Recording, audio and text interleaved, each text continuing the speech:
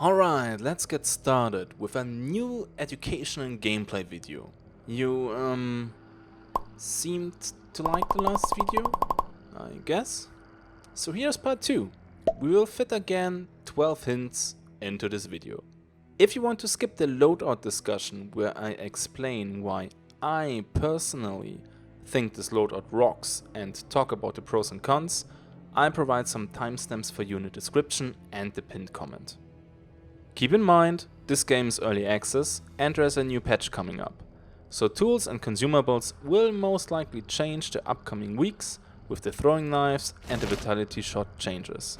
But as it seems right now, the patch will not affect this loadout more than any other loadout, so it will not matter too much. Furthermore, I'm not claiming to be a top tier player. I fail just like everybody else, and from time to time I like to make out with a red barrel. Therefore, my own gameplay may not match the shown hints completely. Now, since the last video covered a tier 1 loadout with low budget, we will raise the limiter a little bit and play a tier 2 loadout, which is a bit more expensive. And right now, this is the loadout that I enjoy the most. Not saying it's the best, although it is in my rankings pretty high. The Caldwell Rival 78 paired with the Caldwell Conversion Uppercut. As you can see, I just maxed my hunter with exactly that loadout. First, let me show you some pros and cons.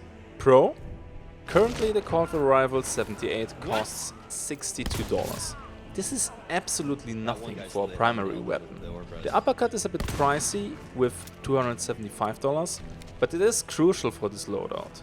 In total, the weapons cost $337.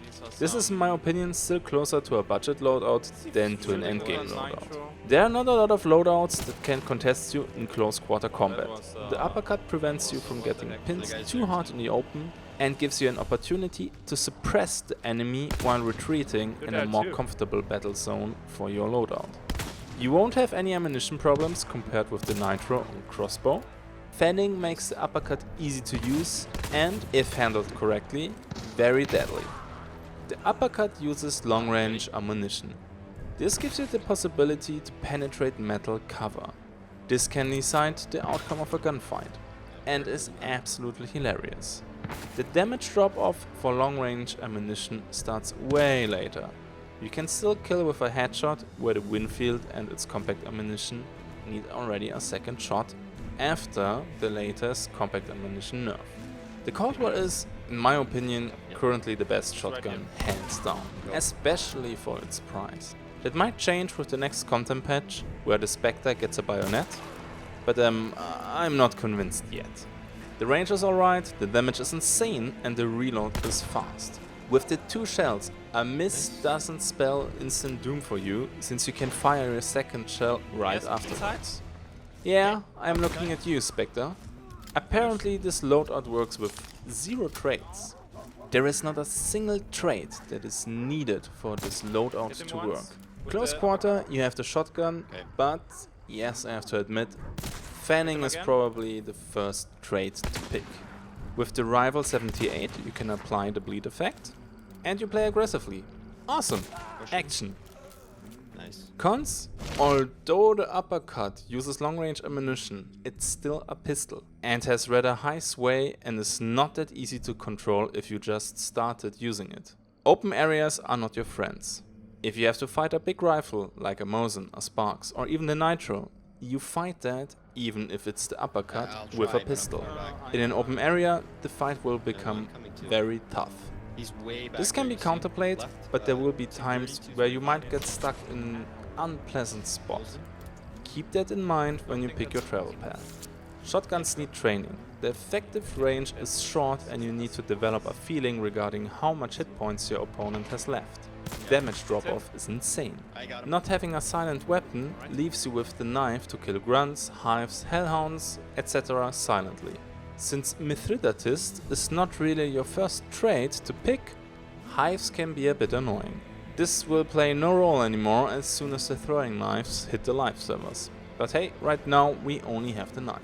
You have to assess each combat if it's a fight you should take or not. especially the open and deep water areas, are not your allies. Retreating and repositioning is nothing to be ashamed of. You play aggressively. I know I'm repeating myself. But this loadout needs a bit of confidence in your abilities. If you're somebody who doesn't want to push people, this loadout might become frustrating for you. Okay, let's get started. Oh, let's check south. Hint 1. Secure your bag. Only 5 seconds into the gameplay and I already start to be a smartass. Well, here we go. First hint of the video, check spawn points. This is probably the most important thing to do at the beginning of a match. In total there are 20 spawn locations. Let's have a look where they are. Now let's see how far away these spawn points are from each other. I will now add a black grid which splits the 1 km by 1 km map into 100 meter by 100 meter squares. Additionally, I added 50 meter squares with the red lines. I did this since 150 meters is currently the exact dark vision boost range. Quite far, right? If you want this map, there's a link in the description to my Reddit post where I posted this. The idea for this was from the user Tomsay, and the spawn points, which I think are accurate, are provided by Mostrup. And yes, I totally pronounced it wrong. Both of them. Now, these are, in my opinion, the most dangerous spawn locations. Blanchett Graves, our current spawn, the left of Devon Ranch, and Catfish Grove. Don't get me wrong, all spawn locations are dangerous. But these three, you're roughly 100 meters away from your enemies. Always check the spawn points next to you. Do not kill a grunt, do not shoot, do not make a loud noise the first 30 seconds of the match. Therefore, step 1 of our match, we check the spawn points south of us. Let's see what happens. Spoiler, you will probably hate me. By the way, you can now vote in the top right corner from time to time if you want to interact a little bit with the video. Requested by a viewer and I'm more than happy to add that. At the end? No. Two. No. Two. I'm behind these. Which side of the building are they on, right or left?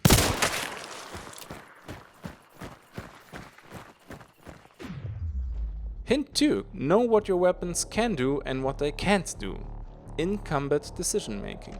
We both use the Caldwell Rifle 78 here. The effective combat range for shotguns is very short. The first shot is more a I see you and I want to scare you thing. You will see now that the both of us are way out of range for doing any significant damage to each other. The damage is a joke. However, it does not matter how much damage you do with a shotgun. In the current early access build, 1 point of damage is enough to apply the bleeding effect, which is quite strong and can stress some opponents. But don't just stop mid-combat to get rid of the effect. It ticks fast, but it takes some time to chew through my remaining hit points. I decide to capitalize on my 2 shotgun hits and ignore my own bleeding effect. With the uppercut and fanning, you are still pretty strong in close quarter. Therefore, I decide to switch to my secondary instead of reloading. Shotgun?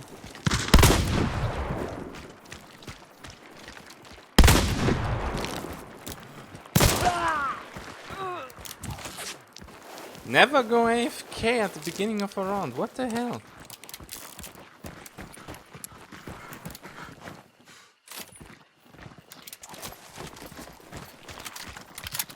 Yowzers. Yowzers.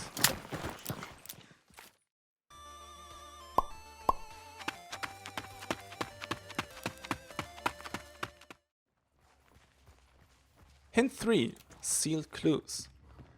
A quick hint, but a very useful one. If the seal on the clue is still intact, nobody else was here. If the seal is broken, you're not the first one here.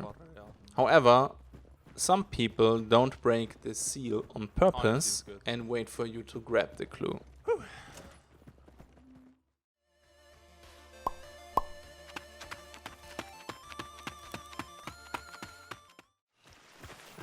Once it says, like, ready hunt, anything goes. Oh. I mean, some of the spawn points, you have to go and check them because that's what the other person is going to do. I mean, if you spawn Blanchett to these 3 spots on the left, you're not going AFK. Same goes with Alan and Sons They might not know that. Yeah, but then it's a lack of knowledge. And I can be blamed for that. What should I do? Go up to them and say, hey, here I am, please watch out. Excuse me, guys, I'm just checking the spawn. I see you're here. Would you like to fight? I'll do that next time. Would you like to run away?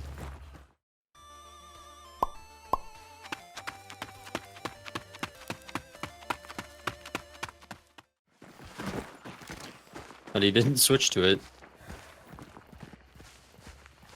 But this transit a Vetterli Deadeye.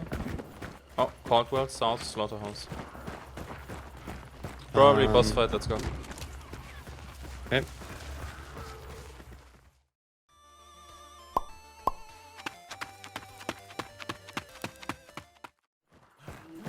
I wait at the... There's also dogs here. Yeah, but you shouldn't trigger them.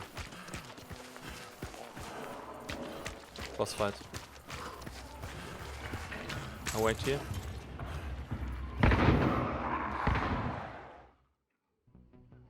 Hint 4. Slaughterhouse. So you kinda liked the breakdown from the Cypress Huts compound and requested to do that each game for a new compound? Okay, here we go. Let's have a very close look at Slaughterhouse.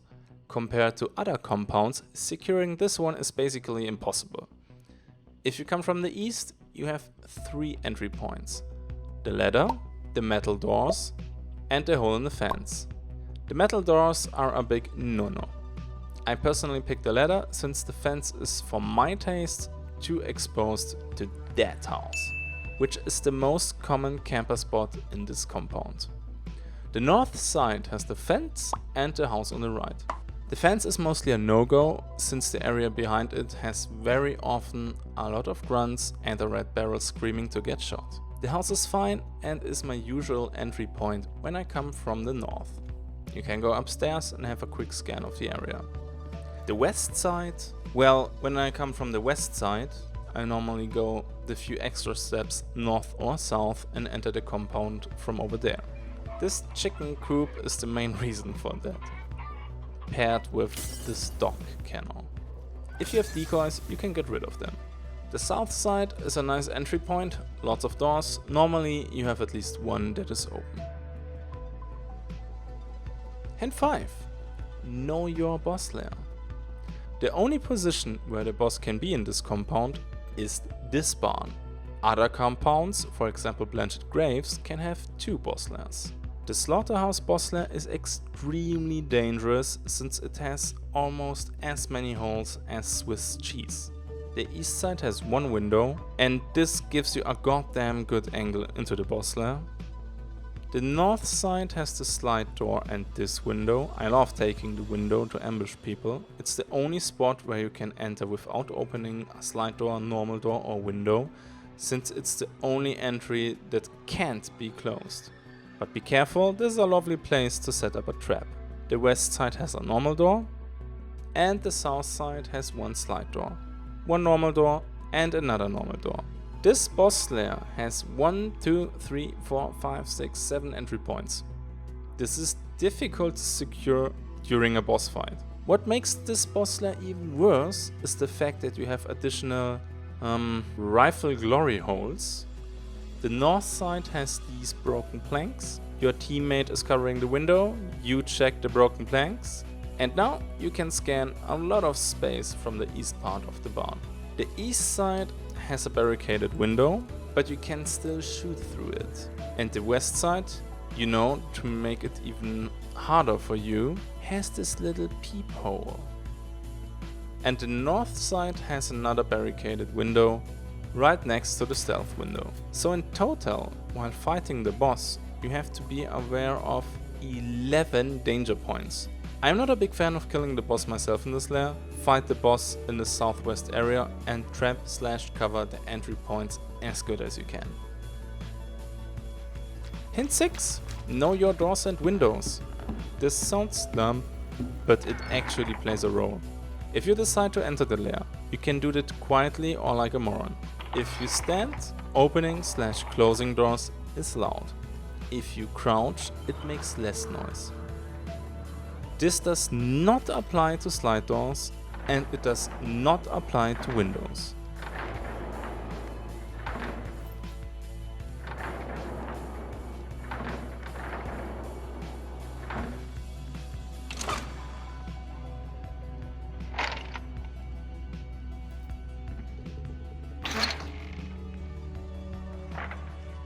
If you absolutely have to force your way through a barricaded door, you have 3 options. A strong melee weapon, the machete two-shots the door. Same goes for the Romero hatchet. If you do not have a strong melee weapon, you can blow it up.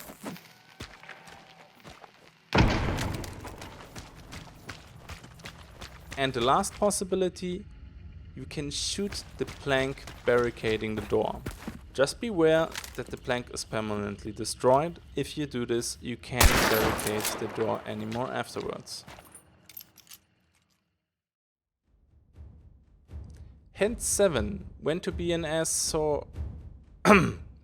When to push the boss lair. Listen to the boss fight for a couple seconds. Identify the weapons they use. Some weapons, for example the chain pistol, have a monstrous reload time. Waiting for a longer fan to end is a good timing to push, since you will catch your opponent with his pants down reloading. Listening for a couple seconds to the guns gives away if there is only a single hunter or a duo. Another good time to breach the lair is... God, I'm really not getting good karma points with this playstyle today. Well, when a duo in the lair gets attacked from the other side. Surviving a pincer move from 2 duos in this boss lair with low tier guns is no easy task.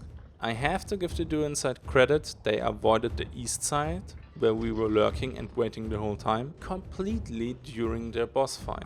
But Joe gives the signal and we rush into the lair. Scan the ground, spot traps.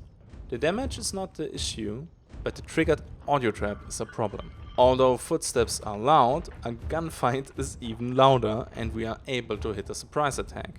Our loadouts show not one bit of mercy at this distance. Double cordial rival 78 and double fanning uppercuts. Here we go.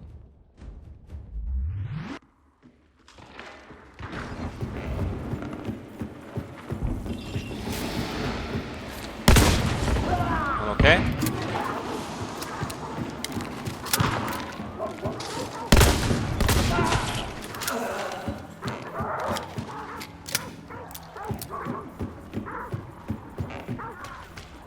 The party's already over. Or almost. I'm the party pooper. Oh, yes. No, seriously, we killed now 2. These 2, 4. Outside. Hint 8. Defend the boss lair. I hope you have good ears, because here comes my usual hint. Listen to your surroundings. The other duo is moving around a lot, and we know quite well where they are and how they're moving. We set up our defenses in probably the only safe place of this boss lair. Now the enemies do something that confuses me and clearly shows that they could have used the previous hints. They picked the worst entry point, the slide door, which makes the most sound and is super obvious. I think there are 2. You covering the other door? Dude, where are you? Oh, okay. I'm right here. The other doors are blocked on this side. And I don't think that they went over northeast. The northwest door is blocked? Okay.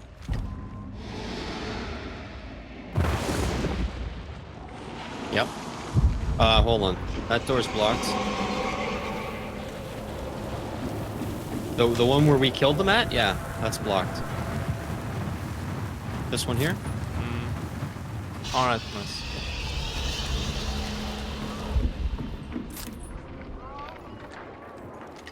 Slide door opened. 2. Hint 9. Dark vision boost. Currently at 15 seconds. but with the next patch reduced to probably 10 seconds. You gain a dark vision boost after picking up the bounty. The timer resets whenever you pick up a bounty. That means if you pick up the bounty from the other boss, the timer gets refreshed. If you get downed, the enemy picks up your bounty. Your teammate kills that prick, your trusty fellow hunter picks you up again, and you collect the bounty that you now carry for a second time. The timer starts again at max duration. If you use your dark vision, you can see enemy players quite well. Now I know that the dark vision boost is heavily debated right now, but I'm going to use these seconds as best as I can, especially since every enemy can see where I am with the dark vision or with the map until I'm dead or I leave the map. I will now make a surprise move and rush out of the building.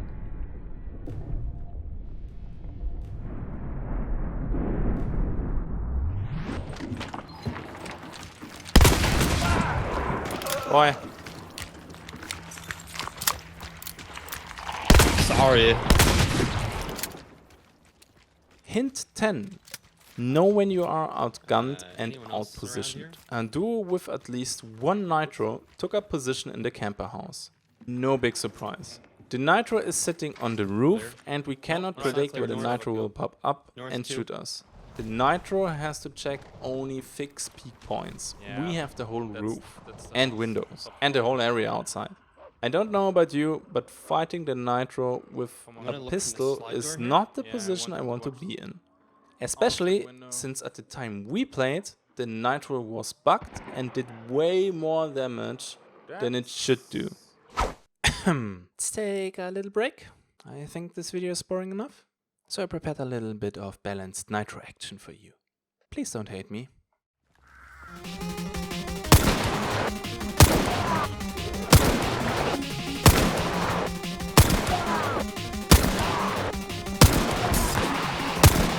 Yep.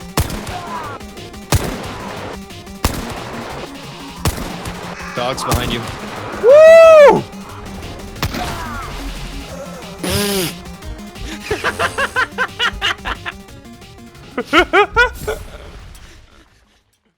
Alright, back to class.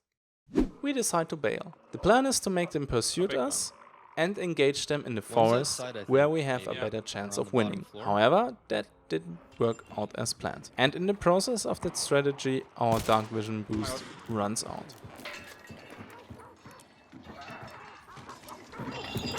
Yeah, we need to watch it. Yeah, okay. I was like, watch out. No. Barricaded. Just watch, because he knows about that angle too.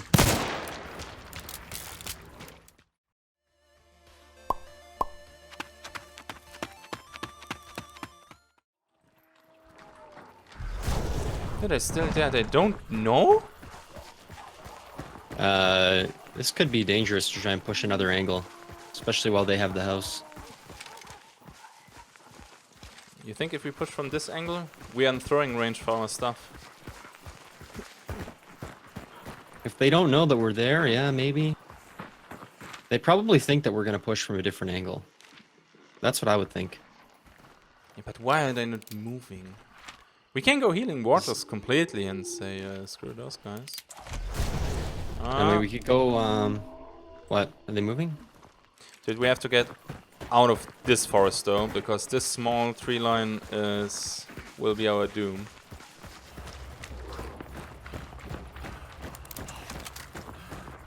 What is his teammate doing?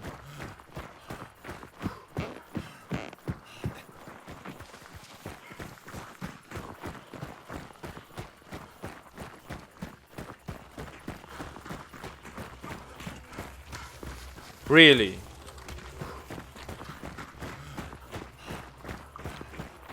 Oh! On my left! Yep. He's hit twice.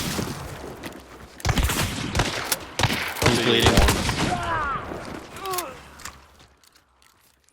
Hint 11. Teamplay. You have a teammate, stick with him. We still don't know why, but the last hunter alive on the map simply abandoned his teammate. Our kill count is sitting happily at 7. This means that there is only one hunter left. Now these two are now a little bit of an extreme example, but whatever you do, try to stay together at a distance where you can still help each other.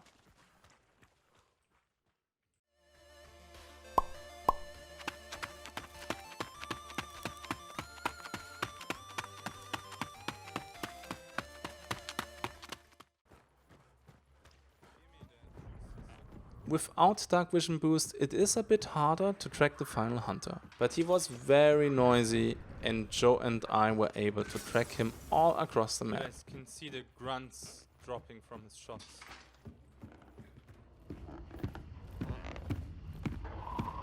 He is. Whoa! Oh my god, that's a dirty angle. How did he see? Boy, watch it. Yeah? Yeah. Watch Like it. outside the walkway? Wait, here? wait. I can see him right now. Yeah, he is. If you go, and then to the right.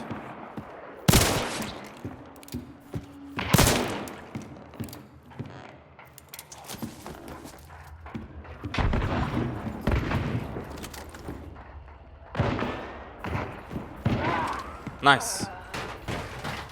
I almost hit him with the concertina. Hint 12. A big dynamite bundle should always be in your loadout if you plan on killing the boss. If cooked correctly, it one-shots the butcher and the spider. Boy? Is Yeah, it what? just me, or is she on the roof? She's on the roof? Do you have a big dynamite or something like that? No. What the f? Okay. Wait. You gonna dynamite her? I have a fragment, but... can you get the clue? It's like in the back. I just... oh, whatever. What happens if we shoot her? Will we fight her out here?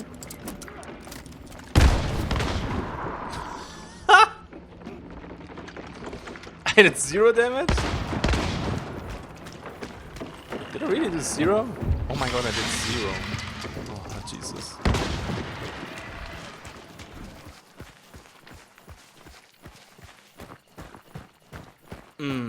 Yeah. Is this worthy of education and gameplay video?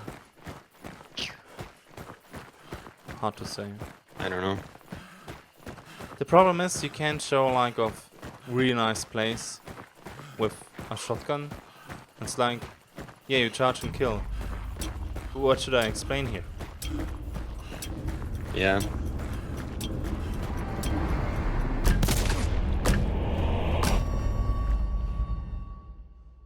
And that's it. Thank you for watching. I know the guides are sometimes quite long, but I have comments that say, wow, amazing, this level of detail is missing in the hunt community. And then I have these comments, very nice video, but I had to fast forward from time to time. Honestly, I think I will stick to the current format. I provide timestamps, which is already rather stupid as a content creator, because without timestamps I'd get probably more view time, but in my opinion that's a not very nice thing to do. No, not on my channel. If it's still not enough, I hope fast forwarding doesn't hurt you too much. I'm open for suggestions on how to improve here. As always, I'm looking forward to your feedback. What did you like? What didn't you like? If you enjoyed the video, I would be very happy if you share the video. On top, feel free to check out the channel. I'm not guides only. Jesus. The nightmares. Now, have a nice day, and I see you in the next one.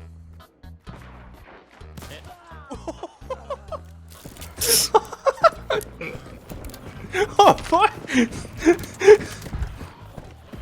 You would.